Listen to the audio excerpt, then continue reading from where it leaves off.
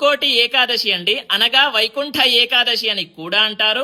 గుర్తుపెట్టుకోండి, 30 డిసెంబర్ 2025 మంగళవారము నాడు వచ్చింది. చాలా అంటే చాలా విశేషమైనటువంటి రోజు. ఎందుకు అని అంటే 3 కోట్ల ఏకాదశిలతో సమానం ఈ ఒక్క ముక్కోటి ఏకాదశి అనేటటువంటిది. అయితే ఆ రోజున మీరు ఏం చేస్తారు అని అంటే, చిన్న నుండి పెద్దవాళ్ల దాకా ప్రతి ఒక్కరు కూడా బ్రహ్మ ముహూర్తంలో లేవండి. సూర్యుడు ఉదయించక ముందే లేచి తల స్నానము చేయండి. మీకు చలి పెడుతుందని చెప్పేసి అలానే పడుకోకండి.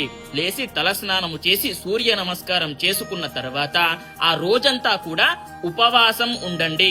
పండ్లు ఫలహారాలు తినవచ్చు, తప్పేమీ ఉండదు. అదే విధంగా ఏదైనా సరే ఇప్పుడు శివాలయానికి కానివ్వండి, వైష్ణవాలయానికి కానివ్వండి, ఉత్తర ద్వారం నుంచి దర్శనం చేసుకోండి. అదే విధంగా ఏం చేస్తారు అని అంటే, ఏదైనా సరే విశేషంగా కోరిక ఉన్నట్లయితే ఎవరికైనా సరే దాన ధర్మాలు